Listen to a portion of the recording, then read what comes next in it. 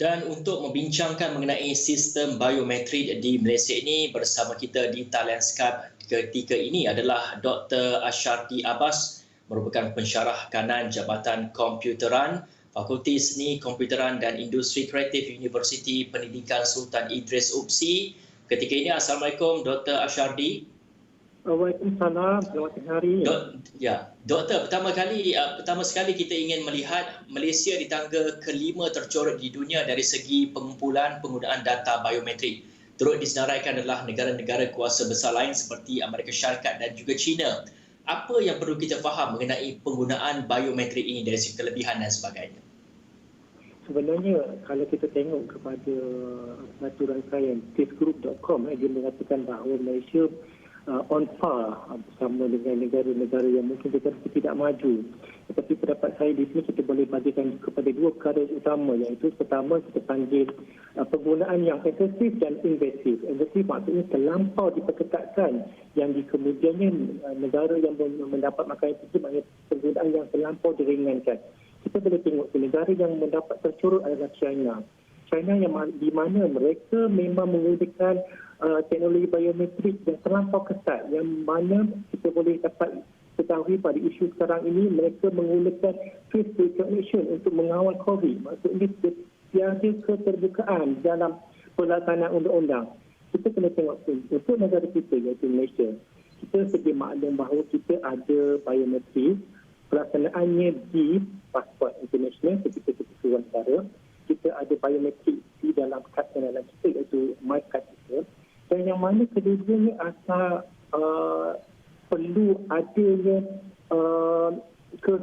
kesinambungan, yang maksudnya pengguna perlu tahu bahawa data mereka ada di mana-mana sahaja. Jika untuk pelaksanaan biometrik yang lebih efisien, kita perlu mendidik rakyat kita supaya data kita ni berada di mana-mana, dan kerajaan perlu melihat trend penggunaan biometrik terutama di negara-negara maju. Kita boleh dapati di sini ada 5 negara yang mengundi carta penggunaan biometrik. Contohnya saya dikatakan di sini, contohnya negara France, negara Norway, Denmark, Portugal, dan satu lagi adalah Finland, yang maksudnya keterbukaan dalam biometrik itu jelas. Jadi saya boleh katakan di sini Malaysia sebenarnya on par, tetapi kita tidak menggunakan itu secara meluas. Itu sahaja untuk soalan tadi. Doktor, sejauh mana pelaksanaan sistem biometrik di Malaysia seperti di lapangan terbang, pintu sepadan negara dan juga sebagainya? Okey, berbalik kepada soalan tersebut, saya hendak uraikan sedikit tentang apa yang berlaku biometrik di Malaysia. Untuk pengetahuan semua, pada tahun 2001, Malaysia merupakan negara yang pertama di dunia yang mempunyai biometrik card. Kita harus bangga kerana ketika itu kita telah berada pada satu landasan yang tepat. Ketika itu belum ada lagi mana-mana negara mempunyai biometrik card, dan ketika itu juga kita telah mempunyai pasport yang mempunyai chip yang terbina di dalam. Tapi apa yang berlaku kini, kebanyakan negara telah mengikuti jejak langkah kita dengan memperkenalkan biometrik card. Itu kita sedia maklum kerana negara-negara maju telah kehadapan dan mereka telah mengadaptasi, telah mengamati security dalam biometrik card dengan menambah kelebihan iris recognition. Yang maksudnya kita boleh dapati kalau kepada pelancong kita yang kerap berulang alik ke Singapura, di Changi ataupun di Tuas, kita boleh tengok mereka telah mengadaptasi penggunaan pengetelan iris mata sebagai pasport kemasukan, yang mana ia lebih memudah cara, yang lebih time consuming dan lebih efisien. Persoalan di sini, kenapa kita tidak berganjak kepada satu paradigma yang lebih baik, yang mana kita sebenarnya terlebih dahulu telah mendepani mereka lebih awal. Kerana untuk pengetahuan semua, di dalam biometrik kita ada perkara-perkara, contohnya birth certificate, health information, ada guardian name of kin, ada bank card, ada touch and go, dan kita sepatutnya menggunakan apa yang ada ketika ini. Semua rakyat Malaysia memang mempunyai MyCard.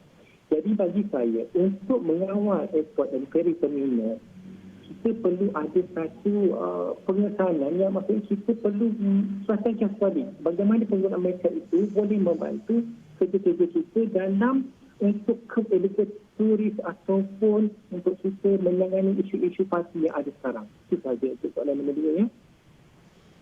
Doktor, apa yang menjadi punca kurangnya tumpuan kerajaan dalam memajukan sistem biometrik ini? Dan sekiranya Malaysia menggunakan sepenuhnya sistem biometrik ini, sejauh mana ia mampu membantu kerajaan dalam mengawal dan juga menangani pandemik COVID-19 ketika ini? Okey. Okey, nombor satu yang selepas saya membuat pembacaan yang nyata adalah perkara tentang rule regulation, data privacy dan bagaimana memberi kesedaran kepada masyarakat, kepada pihak autoriti tentang perlunya pengawalan data dulu. Jika perkara itu boleh dididik, boleh dipahami, insya-Allah saya percaya kurangnya tumpuan kerajaan boleh diatasi. Saya rasa kerajaan bersedia untuk melaksanakan penggunaan biometrik di mana-mana aplikasi ataupun di mana-mana sistem yang ada. Tetapi pendidikan itu harus jelas. Kita perlu mendidik rakyat, kita perlu mendidik pihak-pihak tertentu supaya kita menjaga dan kepentingan data ini. Kerana seperti kita maklum bahawa negara-negara maju, contohnya di European country yang terdiri daripada 28 buah negara, mereka mempunyai undang-undang yang jelas. Kita tahu kita pernah berlaku kita panggil kebocoran data. Yang pertama adalah pada tahun 3 tahun lepas yang melibatkan Malindo. Kemudian kita ada satu kebocoran data lagi tentang penjualan data maklumat telekomunikasi. So di sini berlakunya kefahaman yang perlu oleh kerajaan faham adalah bukan mudah untuk mengimplementasikan penggunaan biometrik walaupun teknologi itu ada dan kemampuan kerajaan yang saya rasa kita mampu, tetapi bagaimana untuk mendidik, bagaimana perkara itu boleh disusun semula supaya mereka memahami, kita memahami dan pihak sekeliling memahami supaya privacy itu ada dan insya-Allah saya rasa perkara untuk menangani masalah-masalah tertentu itu boleh diselesaikan. Baik, terima kasih Dr. Asyardi Abbas merupakan pensyarah kanan Jabatan Komputeran FSKIK UPSI atas perincian itu.